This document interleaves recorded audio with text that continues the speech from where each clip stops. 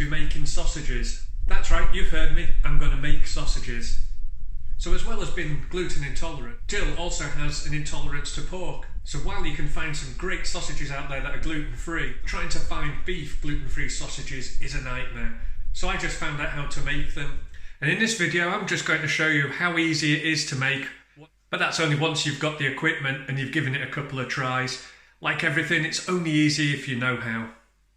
It also gives me a chance to use this gadget as well. This isn't a paid product placement, but this is the company I use. It's Weschenfelder Online. As well as providing the sausage casing, they also provide some great gluten-free fillings and seasoning for sausages.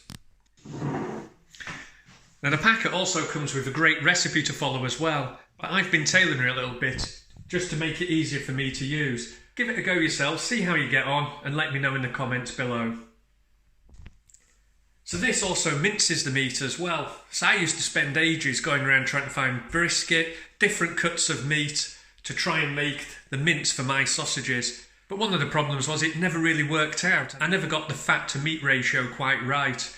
And then by accident I just decided to use shop bought mince on one occasion and it worked out fantastically, so that's what I'm using.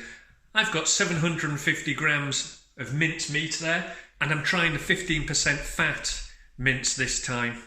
I've also weighed out about a 20% ratio, so that's about 150 grams of my gluten-free sausage mix. I've also got 200 millilitres, so it's about a 25% liquid to meat ratio. Small interesting fact, did you know where bangers got their name from? So it's from way back in the day when the sausages used to have quite a high water content. When they'd cook, they'd explode, hence the name bangers. Now this is the simple part. Clean set of hands, got my mince and the gluten-free sausage mix. And it's just a case of lightly mixing that in. Now this is where you do have to be delicate and gentle. You're not compressing the meat, you're just teasing it apart and just gently incorporating the gluten-free mix. And then when you're happy that's done, you take your water and just add that to your mix. Now you have to make sure this water is really cold, because what we're after is what they call an emulsification, and that's where it just helps the fat break. And that's where it just helps the fat break down a little bit and helps the meat mixture tenderise. And then back in with the hands. Now I'm making this in the winter time, so that water is just out of the tap and it's very cold. But if you're making this in the summer, try adding some ice cubes to the water to help bring the temperature down. Just make sure you don't add the ice cubes to your mix, otherwise you'll just get that meat mix a little bit too wet. One other thing I wanted to try with these as well is to make these slightly spicy. And I've got my chilli powder. I was going to add as much as I feel necessary to this, but I don't want to waste this food. So I'm just going to mix in 2 teaspoons just to start off with. I'll see how this batch goes, and if I need to add more, I'll add them next time I make them. But 2 teaspoons, that's about as much as I add when I'm making a chili con carne, so I think I'll be safe with those this time. It's just while I'm mixing these in, I realise I probably should have added this when I had the gluten-free mix.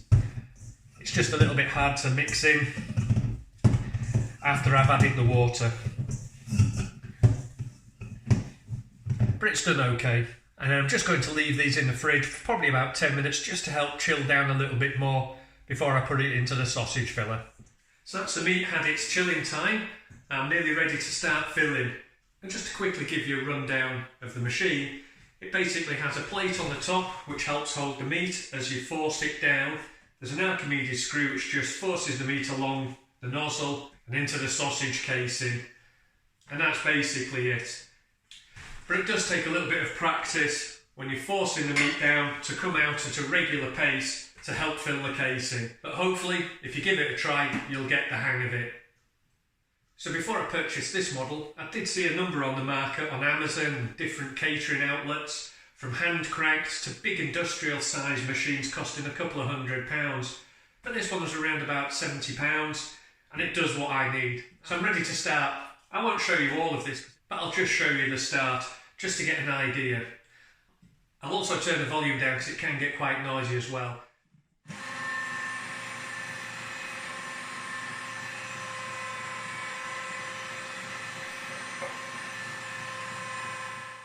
So it's taken about 5 minutes to run that 750 gram of mince through the machine and to fill the casing.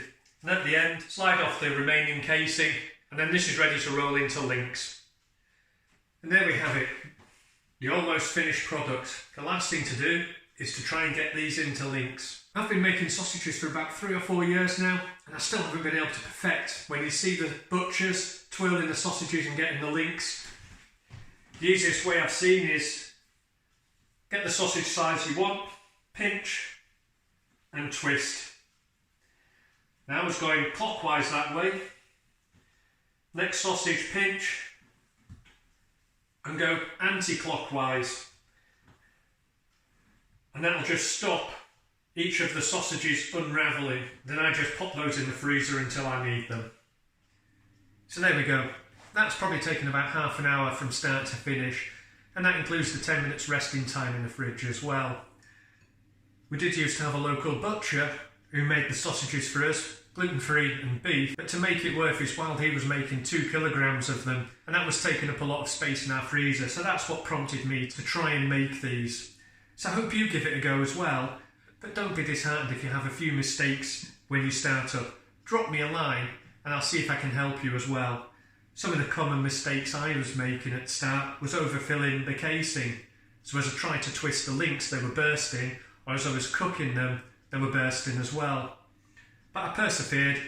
As I say, 2 or 3 years later, I think I'm getting the hang of it. So remember to hit subscribe. If you liked, hit the like button as well, and I'll catch you next time on Ben's Gluten Free Kitchen.